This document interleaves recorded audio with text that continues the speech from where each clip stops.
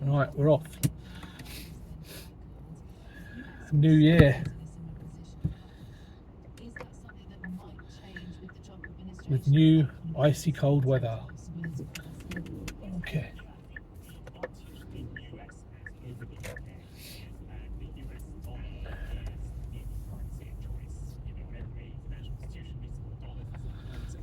Bit of a tricky one today. There's snow and ice all over the roads. But luckily the old gritters have been out, so all is well. Do find that when you come back to work after a break, everyone seems to have lost their ability to manoeuvre their vehicle.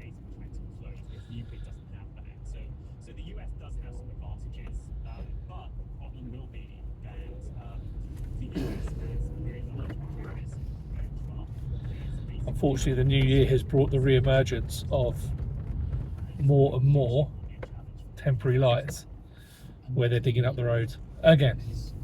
And quite frankly, they're probably digging up the roads because they probably made a mistake from the last time they dug the roads up, and they obviously forgot to put something in, because it's the same place where there were temporary lights before. There's now temporary lights now, which is mad.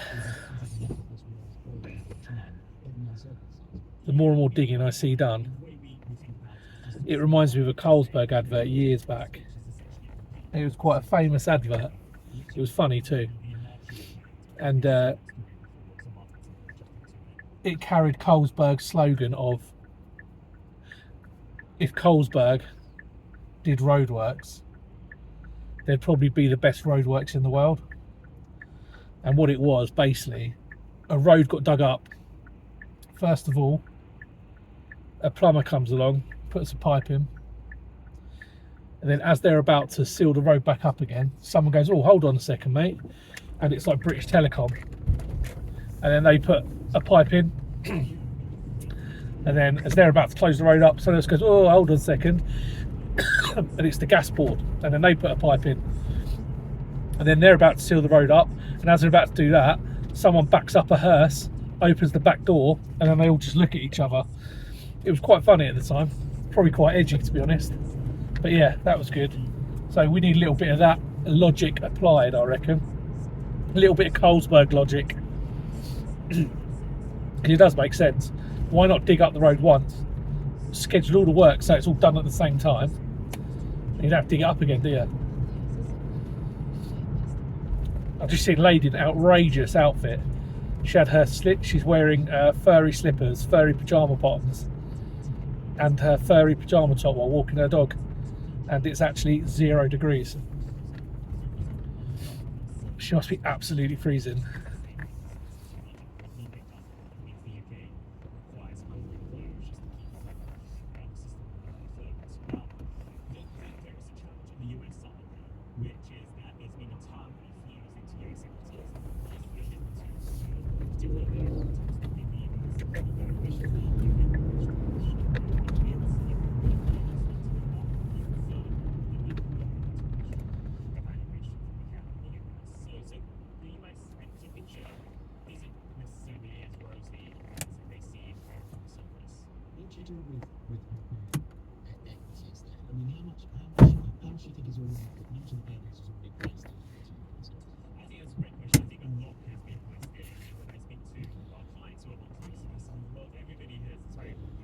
Just see a van in front of me.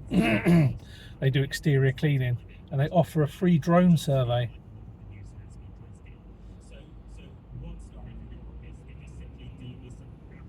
What are the thoughts? Do you think people should charge for drone surveys? Or do you think people should just fly their drone over the top to check whether the roof is dirty or not for free?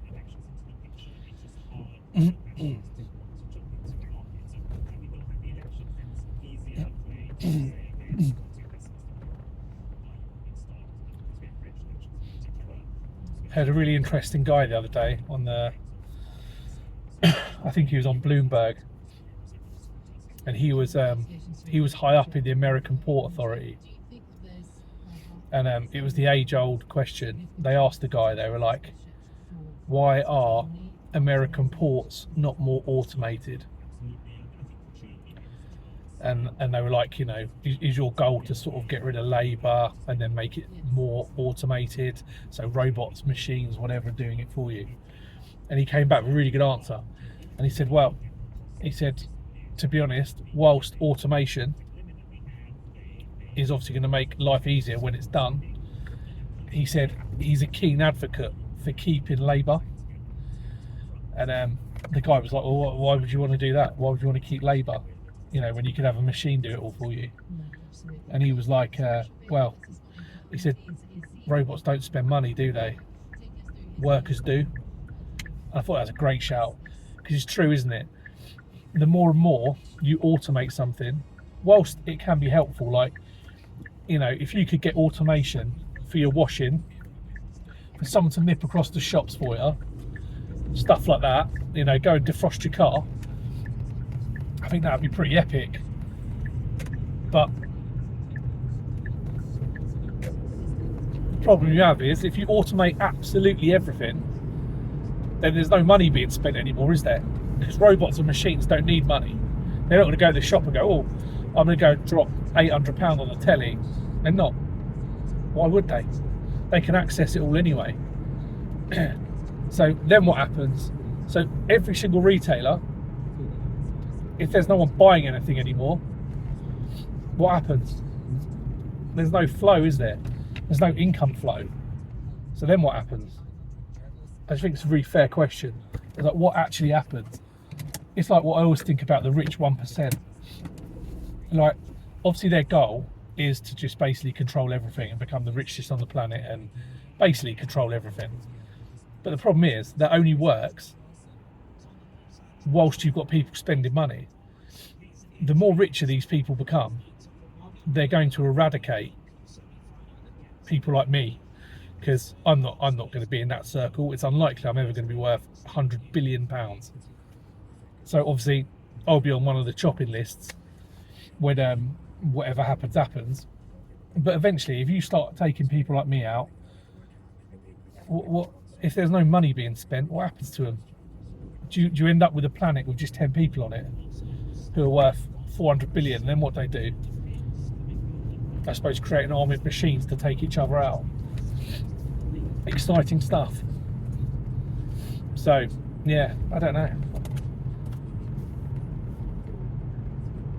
Best thing to do, what I thought was a really good take on it, is if you ever get a chance, read Origin by Dan Brown. That's quite a chilling book.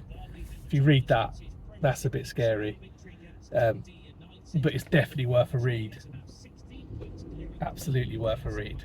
I would highly recommend it.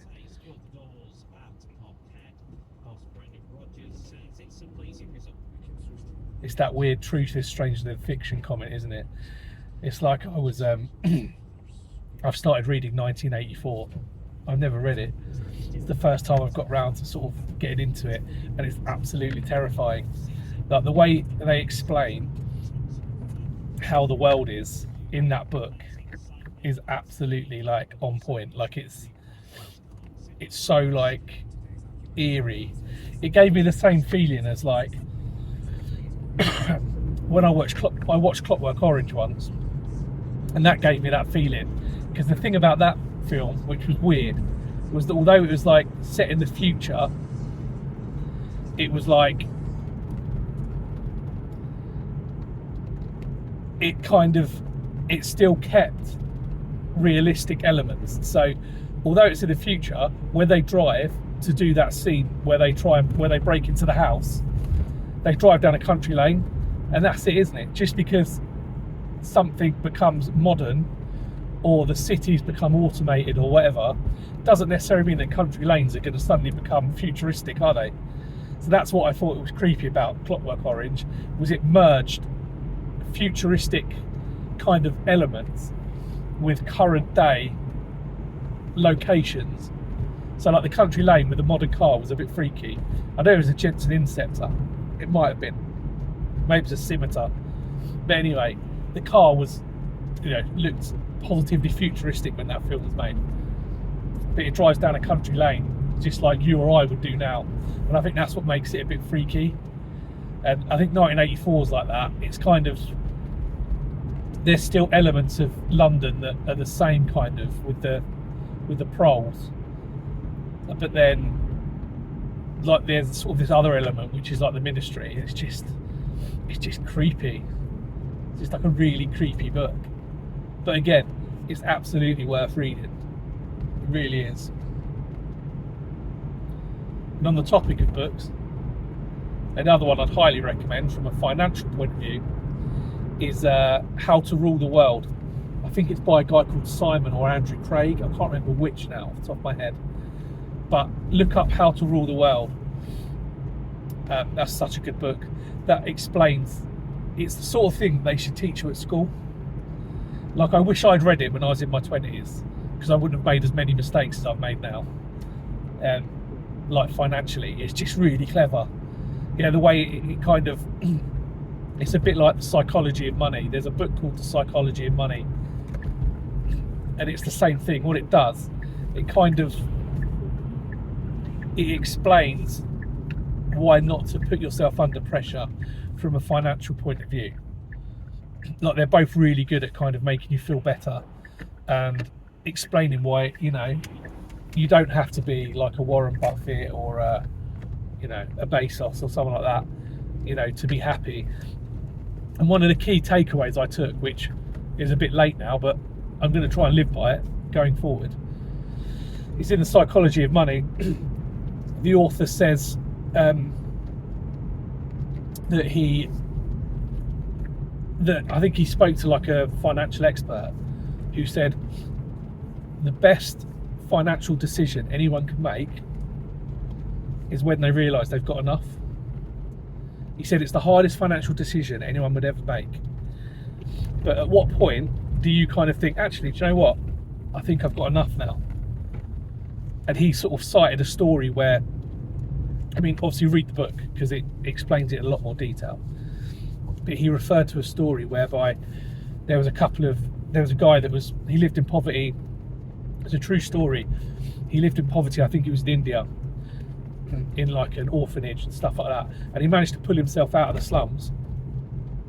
And then he managed to get to a point where he was worth £100 million because he'd been, I don't know how he did it, really good financial decisions. He'd worked really hard. And he was worth £100 million. So that's a pretty fair chunk of change. But then the problem was, he didn't know when to stop. So he kept on pushing and pushing and pushing. And then eventually he got involved in like a Ponzi scheme. And what happened was, he lost it all. And he had to go to prison. Because he was pushing and pushing. And he had 100 million. But because he didn't know when to say no, or when to stop, he lost everything. And I think he got 13 years in prison. And I think that kind of hits that point home. Like, when is enough enough? When do you sort of sit there and think, actually, I do not need to push this anymore. I'm kind of happy where I am. And I know that like some people would go, oh, it's a bit negative, you know, you're kind of calling it off. You know, it doesn't say that you can't go and buy nice cars and stuff, but it's almost saying like, if you've got a comfortable wealth, you know, do you try and push it to the next level? Because the problem you have, there's always someone bigger. So, you know, you could get to, say you've got 20 million in your bank account, which I would love to have, but I haven't got. You know, at that point, do you go, oh, do you know what, actually, I'm kind of worth 20 million. I've got an unencumbered house. I've paid my car off. I've got a salary coming in. I can go on holiday when I want to, within reason, and I can go wherever I want within reason. Do you then go, actually, that's enough? Or do you go, no, I'm not happy, I'm going to push. But, you know, there will always be someone that has got £30 million. Then you go, oh, you know, I've made it to 50. And then you start rolling in circles where you're the underdog, right? You're coming in with 50 million. And the guy sitting next to you at the top table's got 100 million. Then you get to 100 million. Then the next guy's got 150 million, but he's got a better car than you. So you push. And then, you know, it's even with like the richest bloke in the world, right? Elon Musk, same thing. He's worth God knows how many hundred billions. He basically trounces everyone, but he doesn't trounce governments. He trounces some, but not all. So that's why he's going after a lot of governments at the moment, because he's just bored shitless. I mean, he's never going to want for anything again in his life, is he? So what do you do? Take on someone bigger than you? Because why not? You're fucking bored. You've got everything you need. So if you're driven a certain way, you're just going to go, well, I'm going to go after someone bigger than me now, because you just have that drive. And, you know, each to their own, but there's always someone bigger, and it just keeps going, doesn't it? So I just think it's a bit of a vicious circle in the end.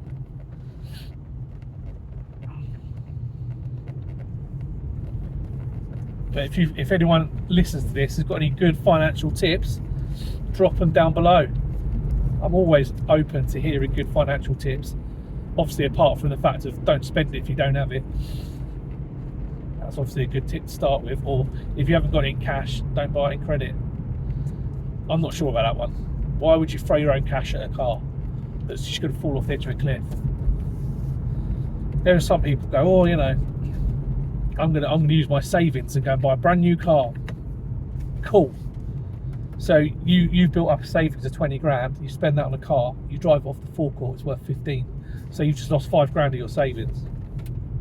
Why would you do that?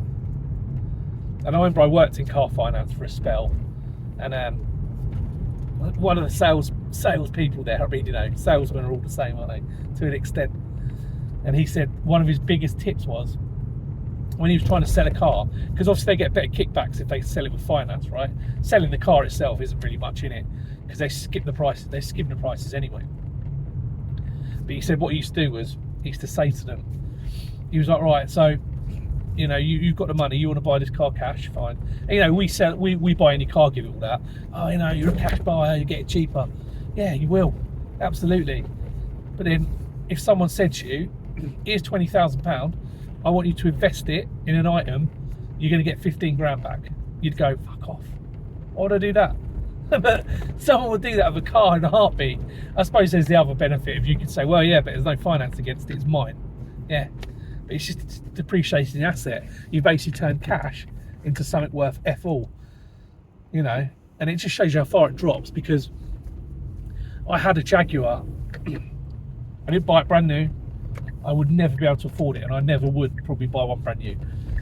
So anyway, on the back, when we came out of COVID, I was just trying to get rid of, we had 2 cars.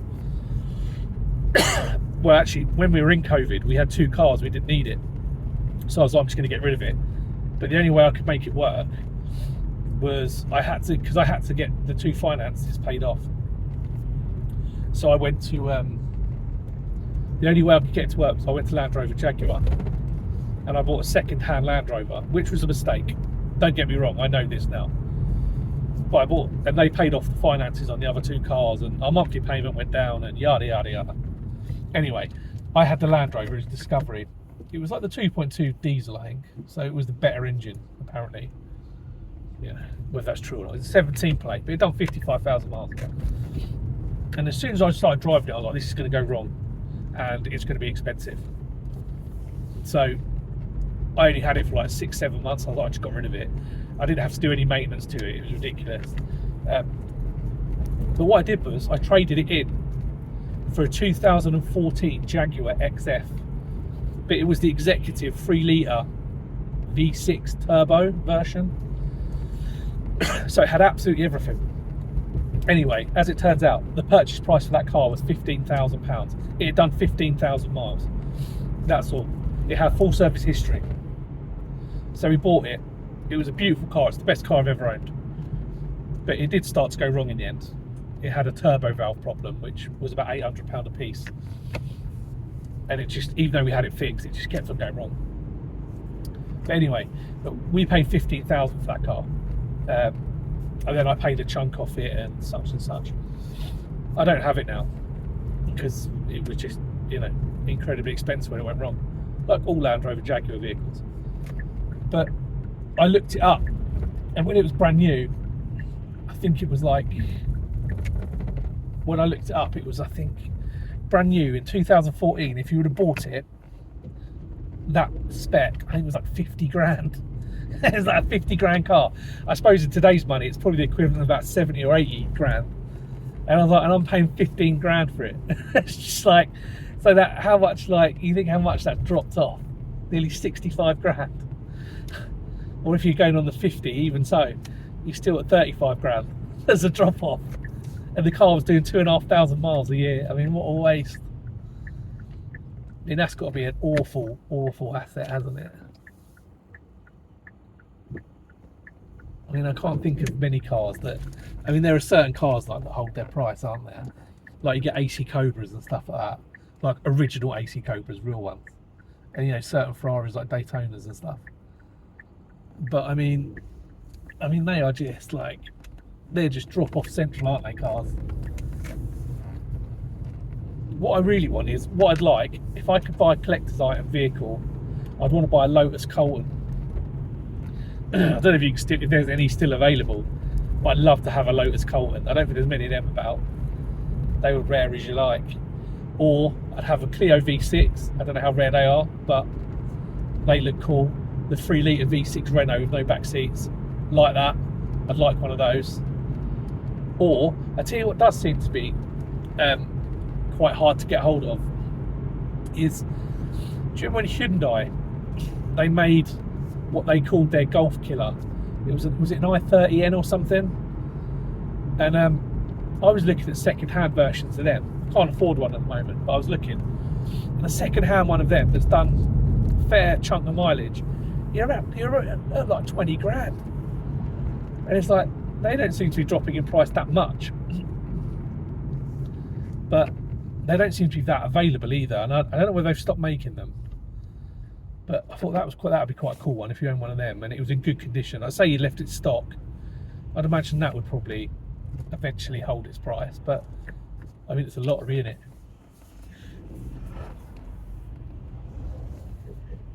It's like, I wonder. I haven't looked into it because I've never owned one. But what's the depreciation on an electric car? Like if you buy a Tesla tomorrow, brand new, what does that drop off when you drive it off the forecourt? Is it as much as a petrol car or diesel car? I never actually looked into it because I can't afford an electric car. And I also hear stories about them saying they're not, you know, they're not ideal. Because I thought to myself, like, are they expensive to service? Like, all right, even like a Toyota Prius, is that an expensive car to service? Because I know they do tons of miles, but when you have it serviced, obviously you can't just take it to the local mechanic to pop on it and go, oh, I'll do the fluids and all that stuff. Because obviously it's got a battery element to it, it's charging the motor. So, like, how much is a service on a Toyota Prius? Someone tell me. I'm curious. So I have looked into them as well. So I was thinking to myself, that must do some serious MPG. Because I know the Mitsubishi PHV, is it Outlander? Like that does serious miles, doesn't it? That doesn't do like 800 miles a tank or something. But yeah, just curious. Do electric cars depreciate?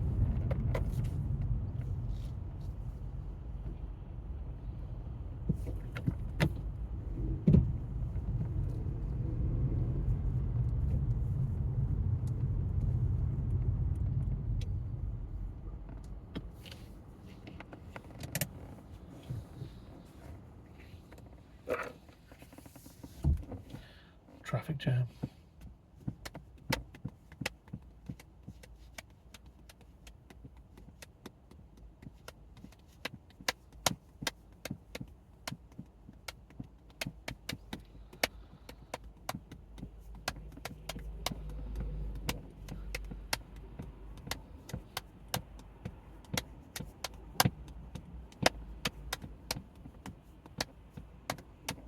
I've to learn the drums. I did try and learn the drums, and I got caught out at the old paradiddle. Right, left, right, left, right, right, left, right, left, left, right, left, left, right, left, left. See, lost it already. That's why I played the guitar instead. I love the old drum.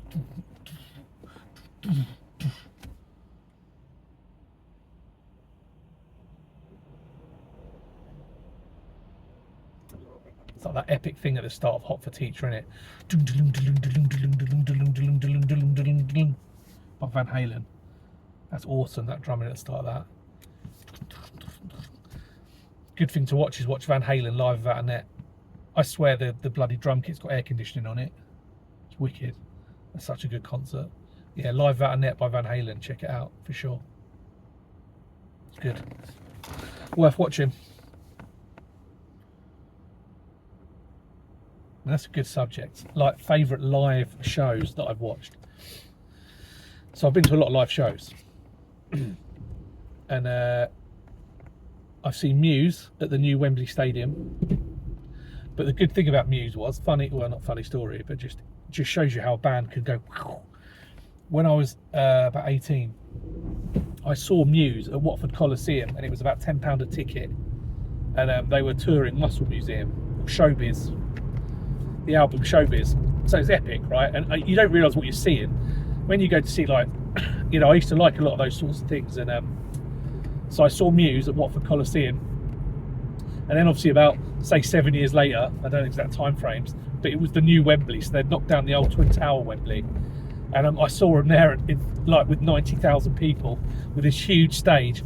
And he used to have his guitars brought on by a robot that was lit up, which was quite cool. But it was so funny seeing a band, like, he was at, you know, Watford Coliseum, you know, there's about 1,000 people there, and then going to the same band when they're 90,000 deep. It's pretty epic. I mean, it doesn't happen that often, but, you know, it's cool. And the other thing I saw at Watford Coliseum, which was good, was I went and saw Skunk and Anansie, but they were backed up by the Stereophonics, and now it's almost like the Stereophonics have kind of surpassed Skunk and Anansie. And I also saw TerraVision at Hemel Civic Centre.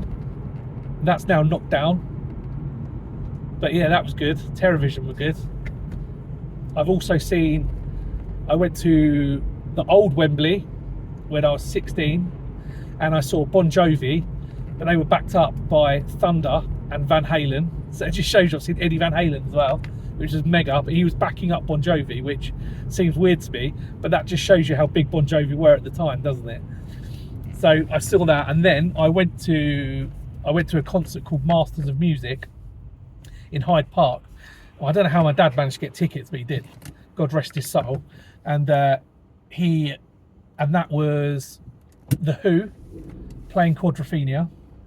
It was Bob Dylan, and it was Eric Clapton, one after the other. It started with The Who doing Quadrophenia, then I think it was Bob Dylan, then it was Eric Clapton. It was mega. It was good, so good. But it's really annoying because at the time you don't realise what you're seeing. Like you don't. I was only about sort of, I don't know, 16, 17 then, but you don't realise the gravitas of what you're seeing. So that was, yeah, that's been epic. And then luckily my friend recently, he managed to get tickets for Guns N' Roses at Hyde Park, and I went to that and I saw The Darkness as well, and they were very good. I've seen the Foo Fighters recently at the Olympic Stadium in Stratford, which was a good gig.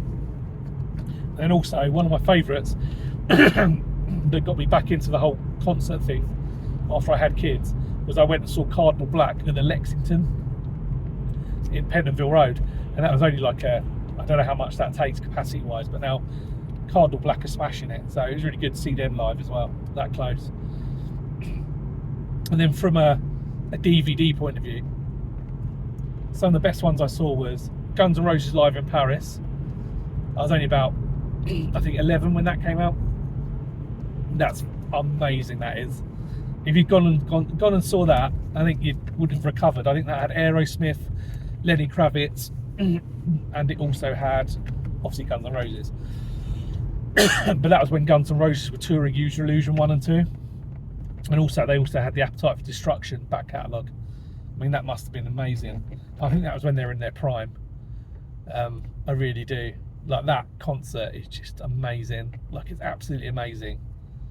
And the best thing is, they were probably caned the whole time, and they still managed to pull it off. So, yeah. So I loved that. And then another good one was, obviously, as I say, Van Halen live Without a Net. And then the other must-watch that I think is really good is Thin Lizzy live and Dangerous at the Rainbow. Watch that and listen to Scott Gorham's guitar tone. It's just, oh, epic. Brian Robertson, to be fair, I think he's the other guitar player, is unbelievable as well. But there's a solo for Call on Me or Still in Love with You, and you listen to Scott Gorham's guitar tone on that.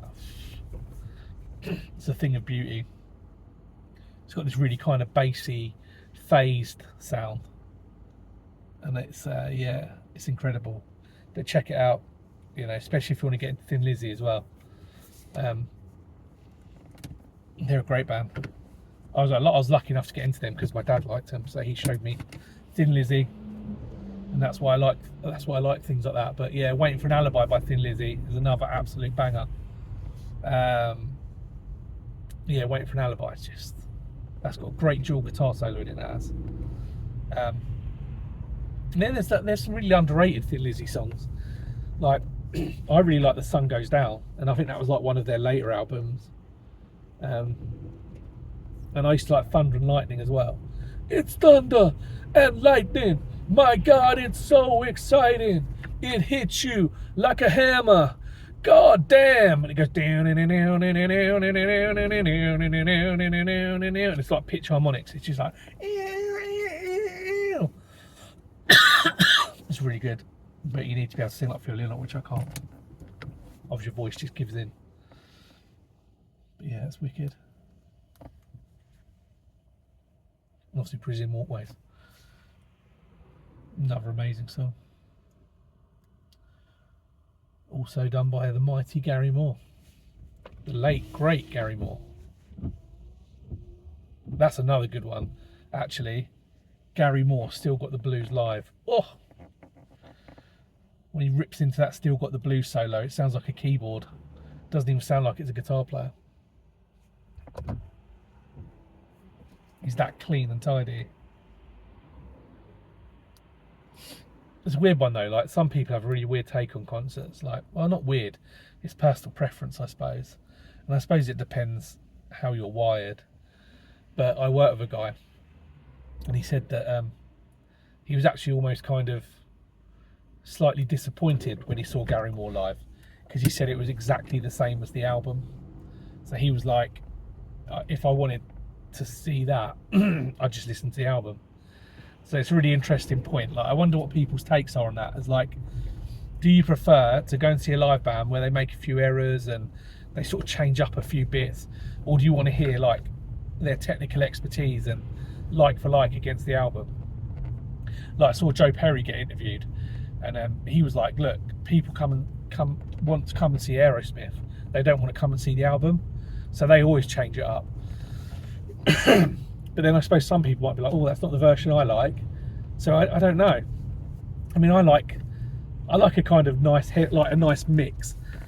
Whereas one of a good example of that is back in the day when you listen to Don't Cry by Guns N' Roses, when Slash tends to do the fills in the background, he uses like controlled feedback on the album. But then when he plays live, he just uses pure riffs. Like, it's brilliant. He just uses riffs to do it. He doesn't use feedback as such on some of the recordings live anyway. And there's one live version of Don't Cry where instead of using controlled feedback, he hits this kind of like lick, and it's just like, it's unbelievable. Like, it sounds so good, and you're like, oh god, he should have put that on the album. But then, you know, it's not as much fun then, is it? It's much better live. So yeah, I don't know. I think jury's out on that, really. It's funny, this whole video, it makes me look like Zorro because of the sun. The sun's so bright today. Don't see my ugly mug anyway.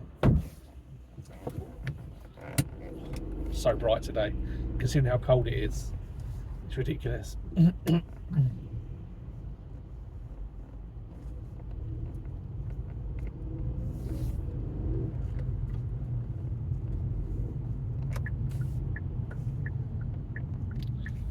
Go around, utilise the back way.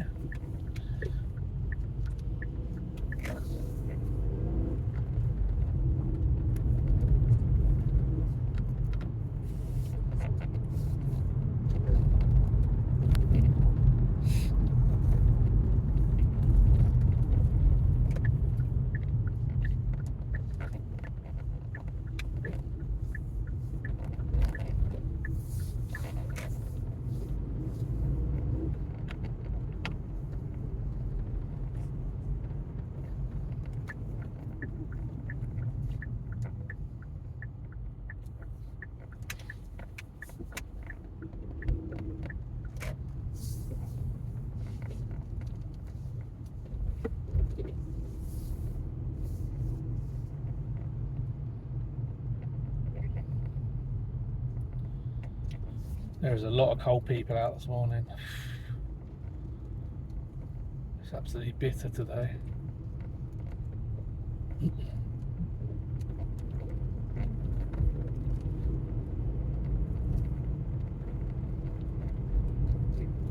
I saw an absolutely rank video the other day. It was filmed in like Siberia or something, and there's a couple of like soldiers, and one of them needed to relieve themselves. I think it was like so ridiculous, like -20, and then they were filming, like they heard him sort of shout or something, so they started filming. He come around the corner, and he just had a massive icicle hanging off the end of his whatchamacallit, because it was so cold it just frozen as soon as it came out. So he had like an icicle at the end of his lad, which I thought was ridiculous. I mean, is that possible? I assume it is. I don't know what urine comes out of the human body, but I'm assuming it is possible that if it's cold enough it can get frozen on exit. Leave your comments below. Tell me, is it possible to wee and freeze immediately, or is it a clever use of camera or AI?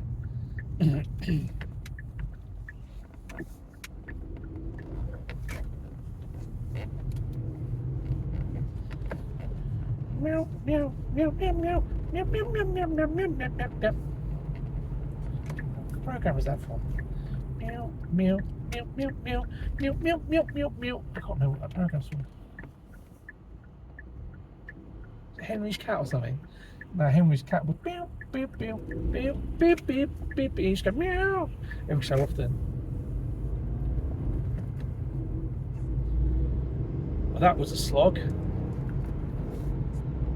There's a horse in the field, it's freezing its bollocks off. Why haven't they got coats on? Shouldn't people be putting coats on horses when it's like this? I suppose the wild ponies on Dartmoor don't need coats, do they? They just have long hair.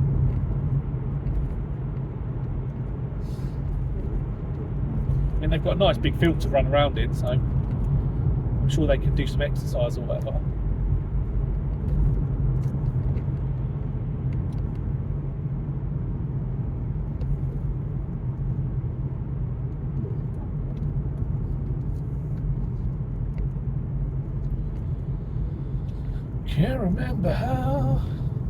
Can't remember just how you feel. Oliver Riot tune. Yeah, definitely check that out. Oliver Riot, great song. Pop the Moon. Oh, I need you so bad. When you find another way, oh, I crack. Bam. Do do do do do do do do do. It's a great song, that. We Pop the Moon by Oliver Riot. Outstanding stuff.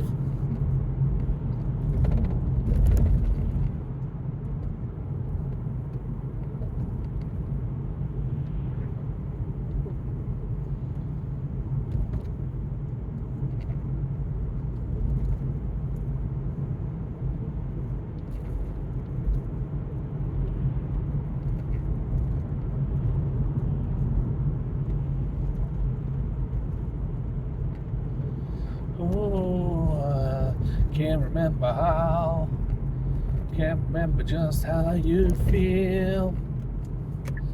Oh, I need you so bad.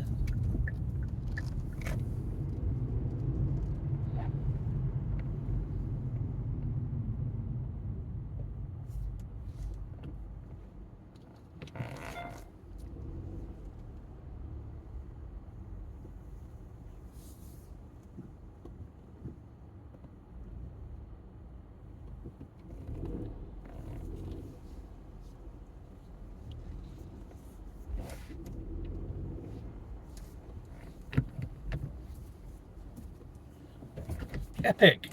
And that is my New Year first or second Jan commute. Hope you enjoyed the video. Comments, descriptions, any topics you'd like me to discuss below. Happy to just discuss it, throw it out there. And also, Let me know if you listen to Oliver Riot, We Pop the Moon, and tell me what you think. And also financial tips in the comments. Wicked. Any subjects you want me to cover, let me know. Have a great day. Laters.